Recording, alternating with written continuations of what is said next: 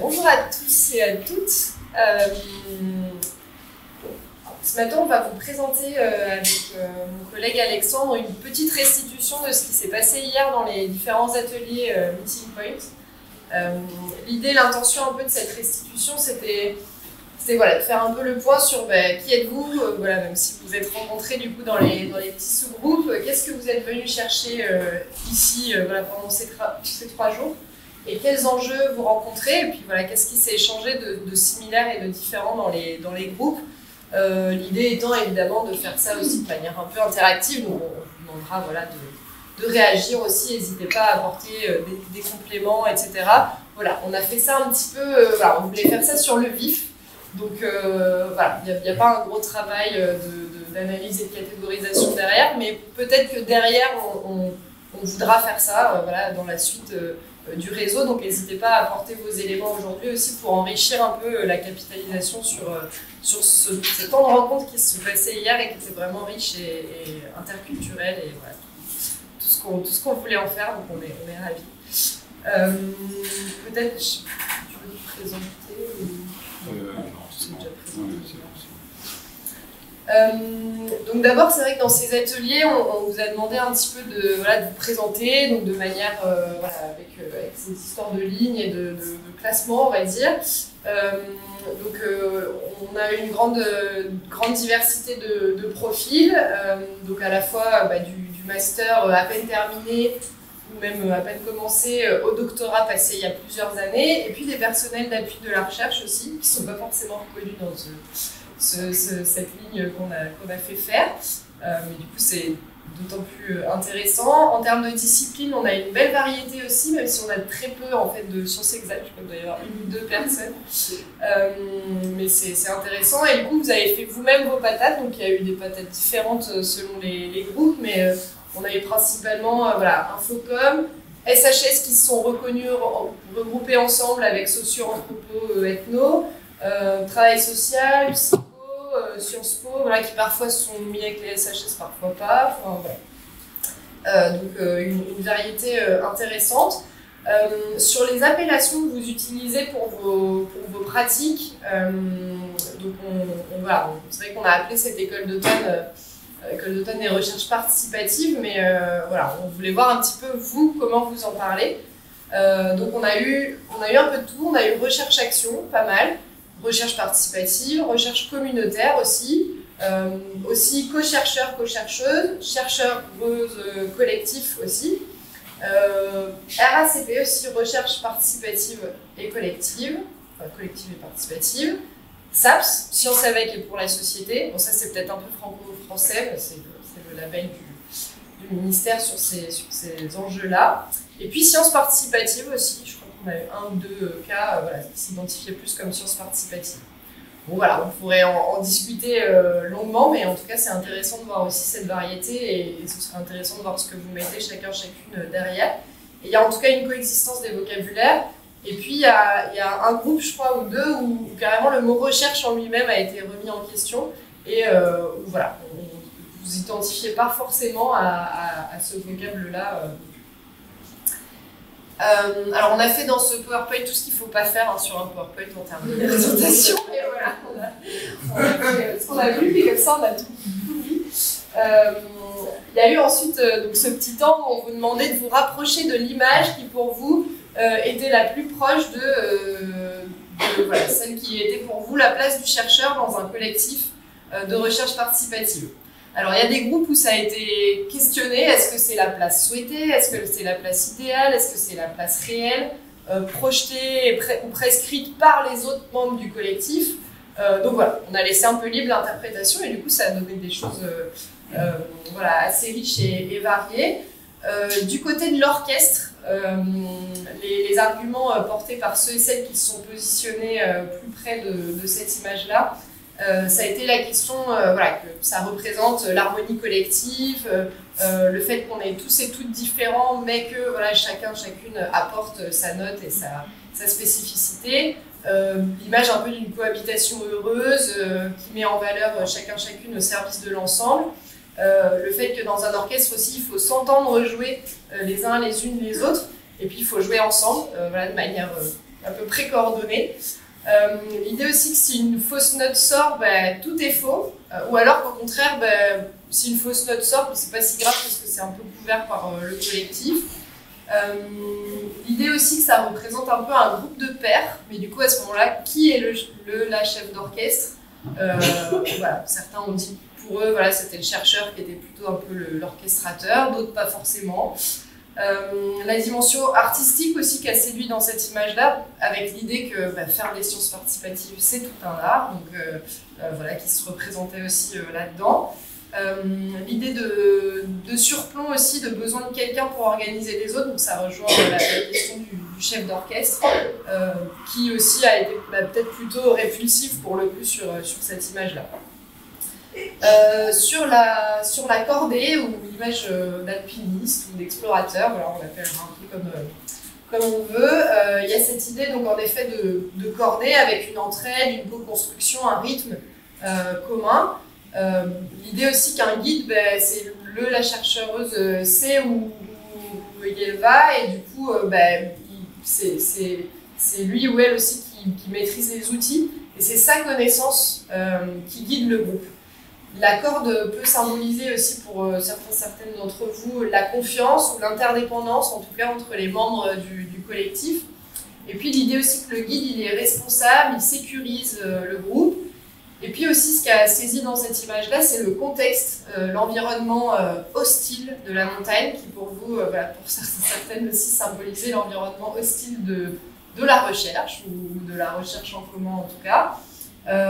L'idée que voilà, ça peut être un obstacle, une difficulté à surmonter, mais aussi, quelqu'un aussi a mentionné que quand on gravit une montagne, en fait on en voit d'autres, donc en fait quand on a mené un projet, on voit d'autres questions à poser et à se poser ensemble, et voilà, il y avait cette idée un peu d'environnement là-dessus.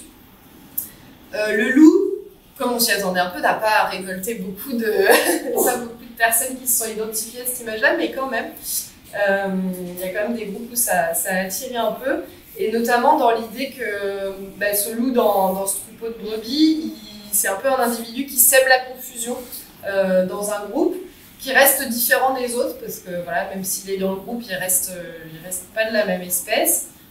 Cette idée aussi d'interdépendance entre les espèces, voilà, de fonctionnement, pas forcément de prédation, mais voilà, d'interdépendance.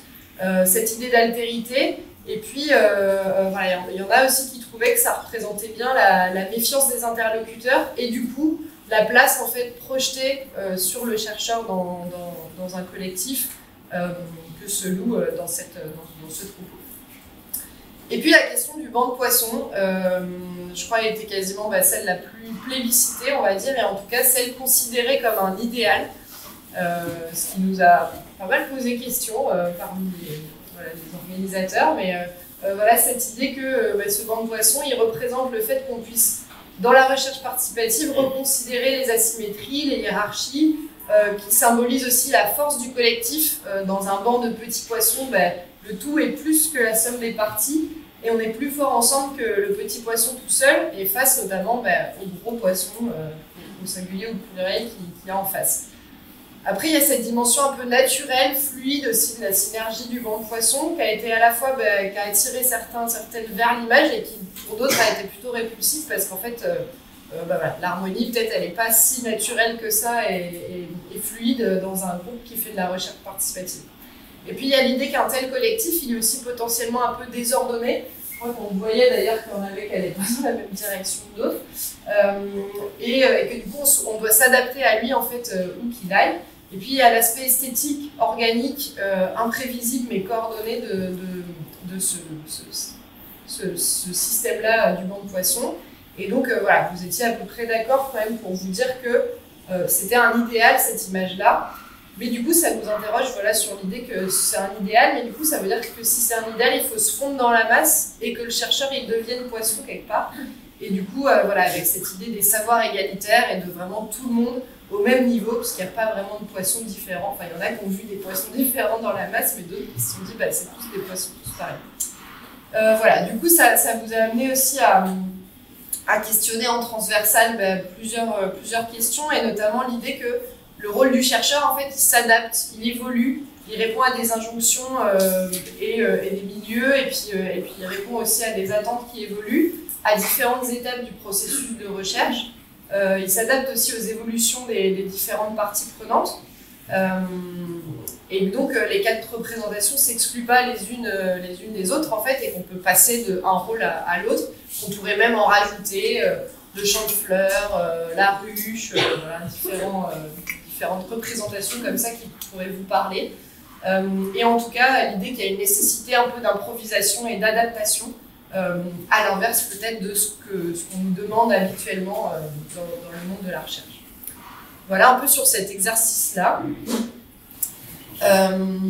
Ouais. Alors ensuite, on a eu le moment. Ah, je viens de faire tomber ton échelle. On a eu le moment d'aborder le pourquoi la recherche participative et pas autre chose. Donc là, vous voyez, c'est comparé au problème qu'on va aborder juste après, on pourrait presque dire un consensus en fait des motivations qui se retrouvent assez fortement. Donc bien sûr en tête l'envie de transformation sociale, de rendre acteurs, actrices, favoriser l'encapacitation utile de l'acteur, faire émerger un savoir utile au changement, transformer les pratiques de la recherche, la question de la justice aussi, avec beaucoup de points sur corriger l'injustice de l'invisibilité des savoirs, des communautés, des choses comme ça, les savoirs endogènes, rééquilibrer, questionner les rapports entre savoirs. Tout un point sur le care, le soin, partager le plaisir de la recherche, prendre soin des collectifs, et aussi bien sûr quelque chose qui est peut-être plus égoïste, disons, mais plus tourné vers la pratique de recherche, avec l'opportunité de comprendre mieux, comprendre autrement les objets, les éclairer autrement, diversifier les points de vue. Bien sûr, il n'y a pas tout, hein, d'accord. Ce sont des choses qui ressortent très fort. Et pour les problèmes principaux rencontrés, donc là il y a une longue liste, les enjeux d'accès au terrain, la légitimité du chercheur, de la chercheuse, comment maintenir l'engagement des collectifs, qui faire participer, comment, à quel degré, la reconnaissance de la démarche par les pairs, comment faire reconnaître la scientificité des savoirs non académiques, et donc toute cette question aussi de justice épistémique qui traverse, la remise en cause de l'éthique, devoir gérer des attentes institutionnelles qui sont parfois contradictoires, complexes, voilà. L'attribution, la gestion d'une objectivité ou d'une neutralité, hein, l'image sociale des sciences. Est-ce que je suis toujours neutre quand je fais de la recherche participative? Est-ce que finalement j'ai envie d'être neutre quand je fais de la recherche participative? Sortir du cadre normatif. Un point qui nous a fait aussi beaucoup sourire sur la participation d'élevage versus participation sauvage, avec l'idée qu'on peut aussi, par nos actions, un petit peu domestiquer les élans collectifs, peut-être pas forcément les cultiver, mais voilà, donc cette alerte a été posée. Parce que vous savez qu'il y a beaucoup de recherches aussi participatives qui se fait sans chercheurs professionnels. La question de la réciprocité a été vraiment, alors on l'a croisée dans le pourquoi, mais on l'a beaucoup vu aussi sur les problèmes et les questions qu'on se posait collectivement. Comment est-ce qu'on construit cette réciprocité, quel type d'échange, quelle économie de la relation, et notamment on avait cette question du statut de co-chercheur, co-chercheuse, hein, comment est-ce qu'on arrive à valoriser ça, et plusieurs dans les limites, beaucoup ont soulevé la question que finalement faire de ces co-chercheurs, co-chercheuses des co-auteurs de nos papiers, c'était peut-être une monnaie, disons, mais que c'était amplement pas suffisant pour une réciprocité complète, et que du coup la question du retour vers le terrain, des enjeux de la médiation et de la justesse de la restitution était aussi au cœur des préoccupations. C'est un petit peu. Voilà. Pour les besoins, alors petit spoiler alerte, en fait c'est magnifique, c'est comme si c'était prévu, nos ateliers répondent parfaitement aux besoins. Alors, donc, blague à part, il y a quand même, vous voyez qu'on a fait donc ici trois catégories. Une première, conditions matérielles et institutionnelles. Une deuxième, attitude et posture. Une troisième, accompagnement et auto-formation ou formation. Et on voit bien que effectivement les 5 ateliers répondent chacun au moins aux 2 paquets, posture, attitude et accompagnement, auto-formation. La question des conditions matérielles et institutionnelles a été vraiment très forte, et ça, bon, on n'est pas surpris et on comprend vraiment pourquoi c'est aussi important.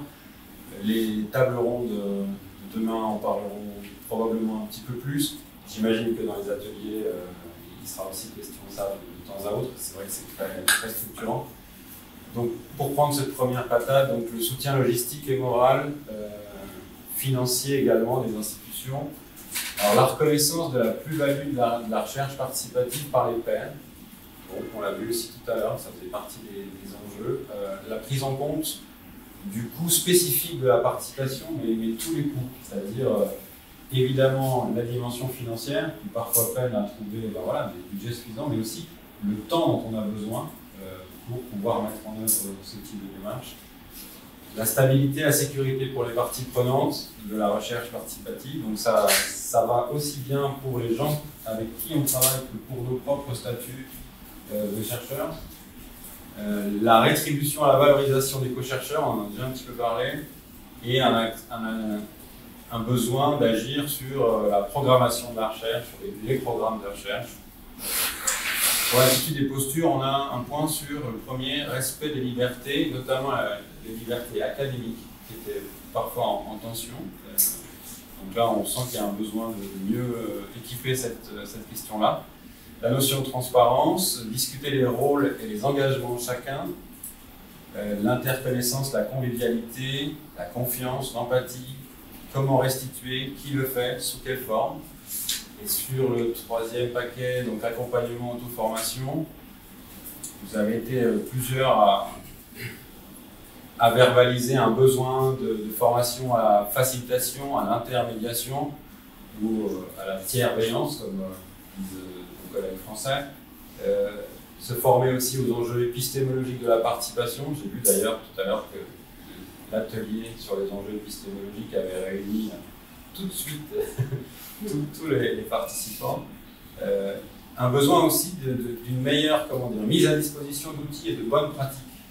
On sent que beaucoup d'entre vous font l'expérience de devoir aller chercher dans des endroits, il n'y a pas d'entrepôt, toujours bien regroupé, bien structuré, et finalement une circulation suffisamment bonne des bonnes pratiques, des critiques, et aussi bien sûr les récits d'expérience de mise en œuvre de projets. Parce qu'on a souvent le début avec une présentation du dispositif, et puis après les résultats, mais en fait le cheminement de l'expérience n'est pas aussi disponible, et ça fait défaut sur le groupe.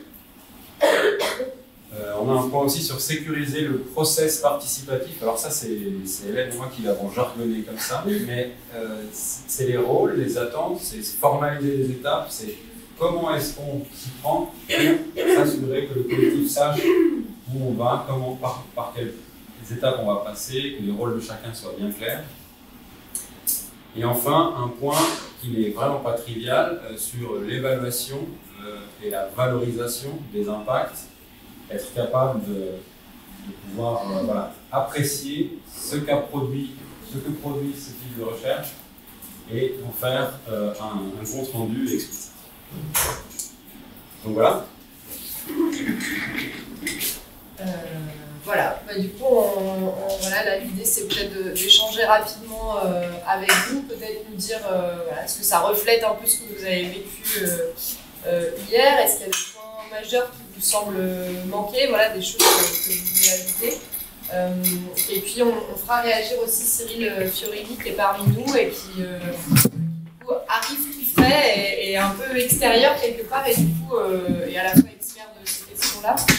Et du coup, l'idée, c'est qu'il nous donne aussi son sentiment. Je ne vois plus, là, il doit être là. Qui nous donne aussi son sentiment sur ces choses-là qui sont ressorties en une après-midi.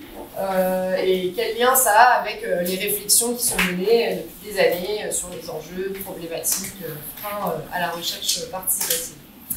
Peut-être avant de vous donner la parole, on voulait vous remercier parce que vous avez vraiment tous et toutes super bien joué le jeu hier pendant les ateliers, donc on était super ravis et intéressés par tout ce qui est ressorti, même si évidemment c'était rapide et ça peut toujours durer plus de temps.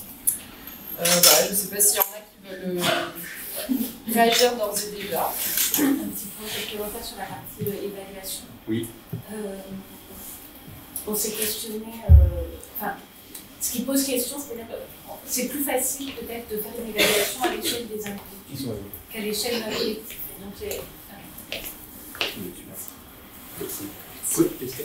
une des questions qu'on se posait, c'était comment on évalue la transformation plutôt au niveau collectif. Oui. D'autres réactions? N'hésitez pas. Hein. Oui, derrière, le micro peut-être. Merci. On a déjà discuté un peu hier, mais je reste perplexe au niveau du savoir égalitaire. Ça me questionne. Bon, bien sûr qu'il y a des savoirs de part et d'autre qui sont qu'on doit valoriser, mais je peux pas juste, comme j'ai donné l'exemple d'hier lorsqu'un chercheur qui vient avec plutôt un cas théorique qu'il n'a pas vraiment vécu l'expérience, par exemple, de pauvreté. Est-ce qu'à ce niveau-là, on peut autant dire que les savoirs sont égalitaires ou bien c'est juste une question d'expertise peut-être qui est égalitaire et non pas le savoir? Je sais pas, une question juste par rapport à ce terme-là, le savoir égalitaire. C'est un excellent point. Oui, je tiens à souligner du coup que tout ce qu'on a mis là, c'est pas parce qu'on est d'accord. Enfin, c'est des choses qui sont dites et que vous avez rapportées les uns les unes les autres et qui font débat de toute façon dans les communautés scientifiques. Donc il n'y a pas de bonne ou de mauvaise réponse, mais en effet, c'est un des points qui a fait pas mal de débat dans notre groupe en tout cas.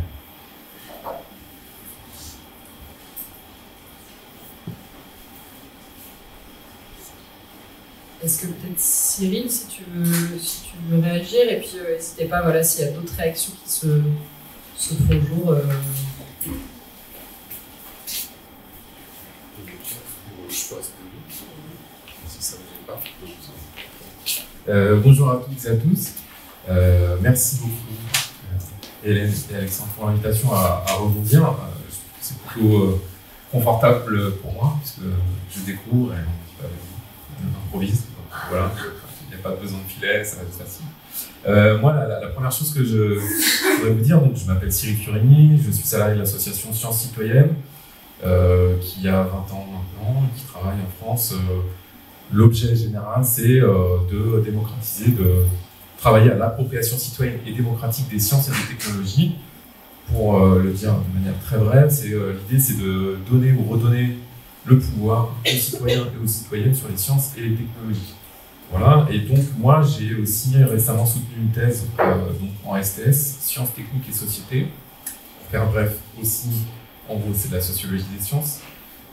Et j'ai donc étudié les pratiques que j'ai appelées de coproduction des savoirs ou recherche participative, mais je les ai appelées coproduction des savoirs dans ma thèse, pour traiter et observer les collaborations entre des chercheurs et des acteurs associatifs dans les champs de la santé, de l'environnement et de la lutte contre la pauvreté. Voilà, et c'est exactement ce que je fais aussi à Sciences Citoyennes, mais dans une sphère plus politique, puisque l'idée c'est de faire du plaidoyer pour soutenir le développement des pratiques de coproduction des savoirs ou de recherche participative. Voilà.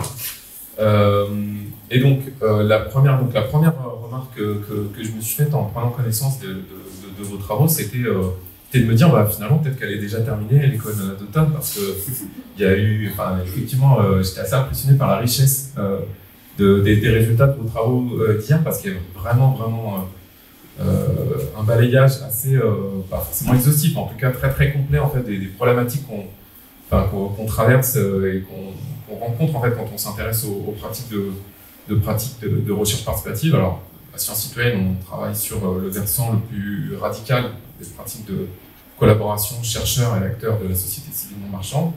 Donc, quand je parle de recherche participative, c'est bien de collaboration à toutes les étapes du processus de recherche. Et en fait, il y a plein d'enjeux aujourd'hui que vous avez soulevés, qui sont aujourd'hui vraiment brûlants et qu'on n'a pas réussi à traiter encore. Enfin, voilà, l'association travaille sur ces questions-là depuis 20 ans, et il faut être hyper humble en se disant que, en fait, on est tous au même stade. En fait, aujourd'hui, il y a beaucoup de choses qu'on rencontre et qu'on n'a pas encore résolu, et qu'il est nécessaire encore de traiter, de réfléchir. Et vous avez déjà abordé énormément de problématiques qu'il faudra continuer à travailler de manière collective, parce qu'on a aussi des postures, des perspectives différentes. Et donc je trouve que c'est vraiment, le travail est très très précieux, et bravo pour l'animation, parce que je pense que l'animation de ce que vous avez proposé hier, donc je l'ai pas vécu, mais en tout cas a pu vraiment aider à donner aussi des résultats aussi riches que ça. Donc bravo déjà pour cette première étape. Moi, j'aurais plein de choses à dire. Je vais d'abord focaliser sur la chose qui m'a marqué dans la présentation, et aussi dans le fait que vous n'ayez pas réagi après quand on vous a invité à le faire. C'est que j'ai pas vu apparaître la question de la démocratie ou la dimension politique de la recherche participative. Alors, moi je dis ça parce que, et en tout cas, moi je le dis de manière très située, hein. Je l'ai évoqué, je l'ai un peu traité dans ma thèse, mais c'est aussi, surtout parce que Sciences Citoyennes, une association militante, elle fait du plaidoyer pour ça, et pour, en gros, faire reconnaître l'enjeu de redonner le pouvoir aux citoyens et aux citoyennes organisés sur la production des savoirs, et notamment la production des savoirs légitimes. Et donc, pour nous, la recherche participative, qui est toujours située dans un contexte particulier, dans une temporalité particulière, ne peut pas se comprendre si elle n'est pas liée aux enjeux politiques qui sont internes au processus de recherche participative, mais aussi externes, qui pèsent aussi sur la démarche de recherche participative. Et aujourd'hui, on doit aussi, nous, à Sciences Citoyennes, on considère qu'il faut aussi se poser la question de savoir pourquoi aujourd'hui les recherches participatives émergent de manière institutionnelle, de manière plus visible qu'avant, et quel est le lien entre cette mise en visibilité qui est peut-être éphémère, hein, faut pas non plus, faut pas être naïf, les institutions peuvent se détourner très très vite de ce qu'on est en train de faire aujourd'hui, et ailleurs, chacun de notre côté. Mais en tout cas, aujourd'hui, en France, il y a une visibilité un peu plus grande des relations sciences-société, etc., etc. Et nous, on interroge aussi à Sciences Citoyennes quand on réfléchit à la question du lien trop étroit pour nous entre la recherche scientifique et l'économie néolibérale et le développement technoscientifique, le développement industriel. Et on l'interroge aussi, parce qu'on est une association et qu'on observe des camarades qui subissent des attaques sur leur liberté associative, aussi en tout cas je parle pour la France, dans un pays où on observe aussi des tendances de plus en plus autoritaires sur les libertés individuelles et collectives. Ça, c'est un cas politique, donc tout le monde ne peut pas dire ça aujourd'hui, chacun a des positions différentes. Donc moi, je me permets d'avoir ce discours-là parce que c'est la liberté d'expression qu'on a, nous, quand on est une association militante, et une responsabilité qu'on a à Sciences Citoyennes parce qu'on peut se le permettre, d'autres ne pourraient pas forcément se le permettre, donc on le dit. Aussi parce que c'est observé, on a des preuves de ça. Et donc, pour nous, il y a un enjeu très très fort à Sciences Citoyennes de replacer aussi les pratiques de recherche participative, telles qu'on les appelle, de coproduction des savoirs, dans un contexte et dans une dimension politique, sociopolitique ou politique. Voilà, c'était ma première marque. Après, bon, je sais pas, parce que ouais, j'ai plein de choses à dire. Un des enjeux qui a été évoqué. Je ferai le maître. Ok. D'accord. Quelques minutes. 5 minutes. Ok.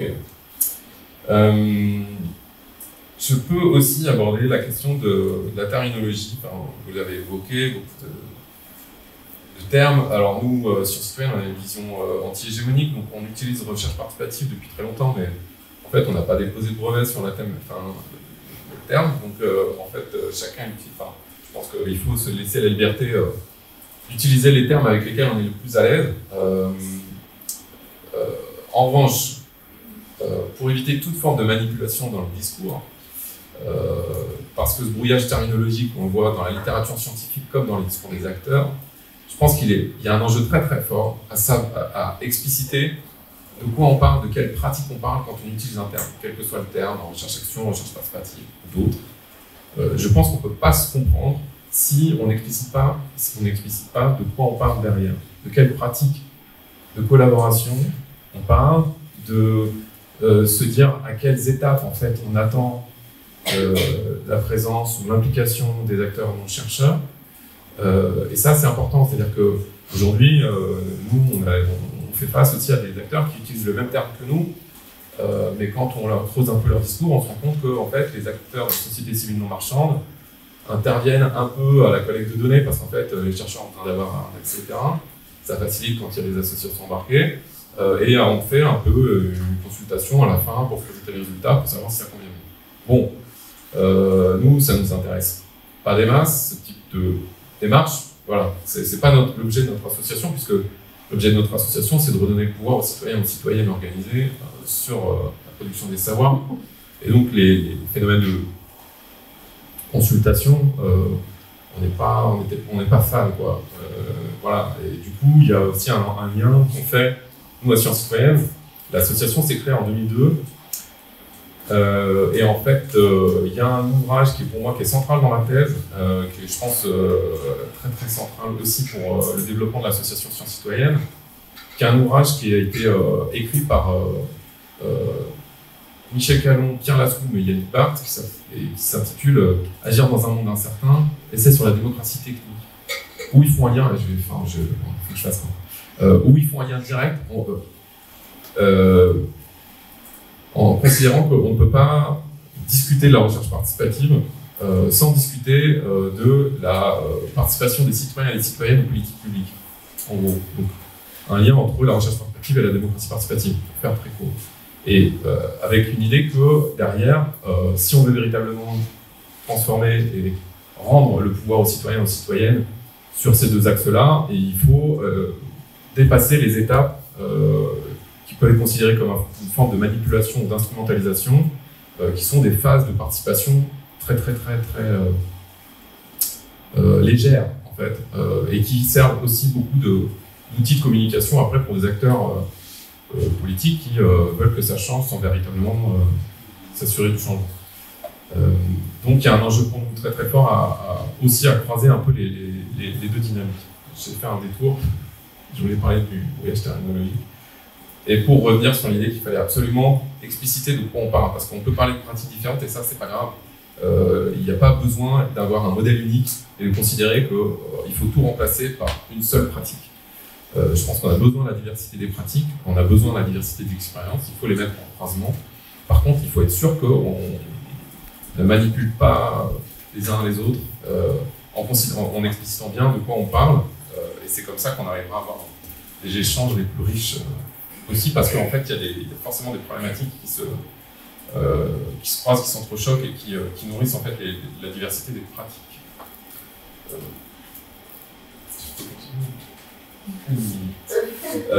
Donc je peux répondre, je vais choisir d'aborder la question du pourquoi les recherches participatives. Nous, il faut que je le dise de manière trop rapide, donc trop radicale, mais je le fais.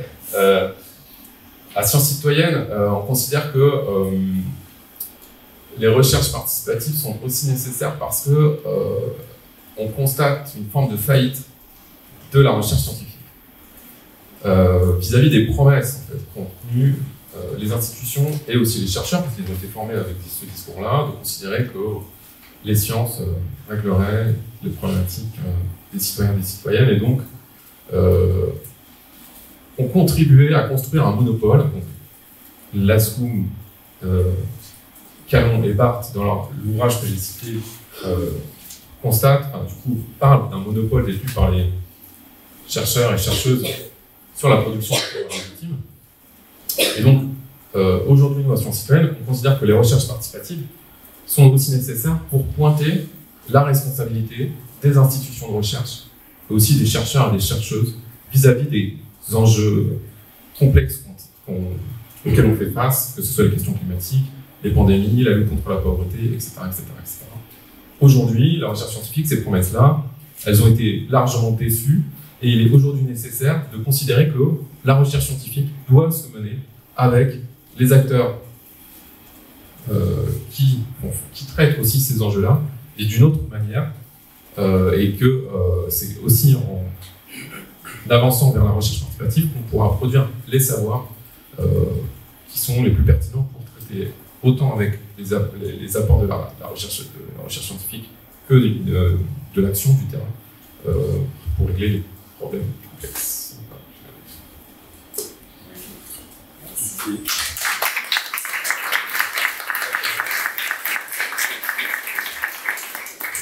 On va clore ici du coup, pour passer à la table ronde. Non. Ah non, il y aura un petit mot logistique avant. Juste avant, je voulais dire voilà, que vous avez partagé plein de problèmes, de besoins, etc. Alors, évidemment, je pense qu'on ne pourra pas répondre à tout pendant les 2 jours, mais l'idée de ce réseau aussi réuni, c'est de faire du plaidoyer sur une partie de ces besoins, c'est de vous apporter des outils sur ces enjeux-là. Et puis voilà, on espère que les ateliers, puis en échangeant entre vous aussi, vous trouverez une partie des réponses aux questions, même si voilà, on ne trouve jamais l'intégralité. Je crois qu'il y a juste une remarque, mais alors vraiment un peu deux. Est-ce qu'on a le temps de prendre deux? Alors peut-être juste une précision, après ce temps-là, ce n'est pas la table ronde, ce sont des ateliers et il faudra encore prendre le temps de s'inscrire. On peut peut-être prendre le temps d'une question, d'une petite minute. Oui, très court. Allô? Oui. Merci beaucoup Cyril Fiorini pour nous avoir rappelé en fait les contextes plus larges et historiques dans lesquels on se situe. Je voulais juste, en fait, vous avez parlé du statut des personnes participantes, des masterants, des doctorants et des personnes qui ont terminé la thèse il y a longtemps. Bon, en fait, on a très peu de titulaires dans cette école d'automne et ce n'est pas pour les titulaires? Non? Ok, donc c'est pour ça, c'est pour les postdoctorants, voilà. Bon, en tout cas, quand on parle de la promesse de la science, je trouve que les personnes qui sont plus orientées vers des formes de recherche moins traditionnelles sont en fait celles qui ont aussi une position plus faible dans l'institution. Et ça fait partie du problème, en fait. C'est l'intérêt aussi d'une école d'automne qui nous permet de sortir un peu de l'isolement, de faire réseau avec d'autres, mais ce sont des batailles que c'est difficile de mener au sein des espaces académiques. Hier, on a beaucoup discuté de neutralité, d'objectivité. Il y a certains labos où on ne peut pas sortir de ce socle de la tradition positiviste, en fait, des sciences. Donc, voilà. Merci. Oui. Je vais faire super rapide. Merci beaucoup Cyril pour la présentation et pour l'événement. Moi, pour aller très vite, la question que je me pose, c'est il est établi ce matin hier la nécessité de travailler collectivement avec les décideurs, les citoyens, les étudiants, etc., pour produire des savoirs. Mais du coup, je me demande comment on fait pour éviter de faire passer une injonction à la participation sur la société civile, alors même qu'on détermine qu'on a besoin pour avancer. C'est une question générale. Et après cette réponse, je rappelle toi à je ne vais pas forcément répondre à la question, c'est une vaste question. Le point de vue qui va être le mien à travers l'expérience de sciences citoyennes, c'est qu'effectivement, il faut surtout pas répondre aux injonctions. Il faut, je pense, donner en revanche l'enjeu, et ça a été un peu évoqué, et ça sera, je pense, abordé encore après dans les tables rondes et autres, c'est la question des moyens. C'est-à-dire qu'il y a des acteurs, et de plus en plus aujourd'hui dans la société civile non marchande, parce que nous on parle que de celle-là, sciences citoyennes, qui veulent dire aux chercheurs stop, terminez le monopole, vous n'avez pas forcément fait ce qu'il fallait pour nous, pour le bien commun, on va vous mettre un peu voilà, sur les rails du bien commun. On veut mettre les pieds dans les institutions de recherche et on veut vous démontrer qu'on a un savoir qui est parfois au moins aussi pertinent que le vôtre pour traiter les phénomènes complexes auxquels on fait face. Et donc, on veut contribuer à faire de la recherche participative ou d'une autre manière, intervenir sur les orientations de la recherche, c'est-à-dire décider.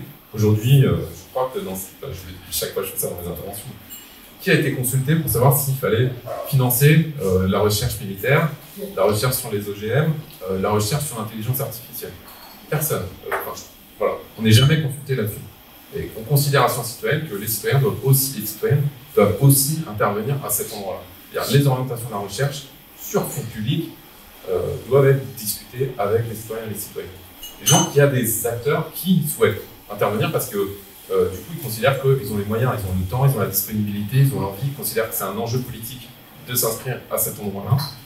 Et pour ça, il faut leur donner les moyens. Et effectivement, il y a, pour nous, du coup, dans une vision anti-hégémonique, il est hors de question d'avoir cette injonction-là. C'est-à-dire les acteurs de la société civile qui ont considéré qu'il fallait abandonner la recherche publique parce que, en fait, elle était trop reliée au pouvoir économique, politique, etc., et qui voulaient travailler en dehors de ces circuits-là. On considère qu'il faut laisser absolument la liberté à ces acteurs-là d'intervenir pour le bien commun d'une autre manière. Mais en tout cas, pour les acteurs qui souhaitent contribuer à un travail avec la recherche publique, il faut absolument pouvoir répondre à leurs demandes et de leur donner les moyens de faire ce travail. Merci. Merci beaucoup Cyril. On aura la chance de t'entendre de nouveau demain à la table ronde. Voilà, on pourra prendre un peu plus de temps pour les échanges, les questions, les réponses. Et Cyril est là toute la journée avec nous, donc